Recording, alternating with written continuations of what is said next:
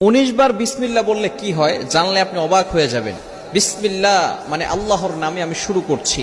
পবিত্র কোরআনুল কারীমের ভিতরে সর্বপ্রথম কিন্তু আল্লাহ তাআলা বিসমিল্লাহির রহমানির রহিম দিয়ে শুরু করেছেন, ঠিক কি না? বিসমিল্লাহির রহমানির রহিমের ভিতরে অনেক ফজিলত রয়েছে। 19 বার পড়লে এর গুরুত্বপূর্ণ একটি ফজিলত রয়েছে। ওমর রাদিয়াল্লাহু তাআলা আনহুর যুগে রোম সম্রাট একবার ওমর রাদিয়াল্লাহু তাআলা আনহুর কাছে এসে হাজির হলেন। বললেন, ইয়া আমিরুল মুমিনিন খলিফাতুল মুসলিমিন, আমার মাথায় প্রচন্ড ব্যথা।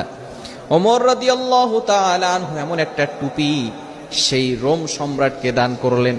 সেই টুপিটা যখন মাথায় দেয় সাথে সাথে মাথার ব্যথা ভালো হয়ে যায়। সুবহানাল্লাহ, বাসায় গিয়ে সাথে সাথে মাথার ব্যথা কি হয়ে যায়? ভালো হয়ে যায়।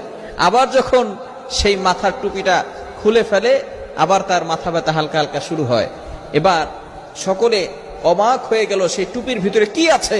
ওমর ইবনুল খাত্তাব রাদিয়াল্লাহু তাআলা আনহু টুপি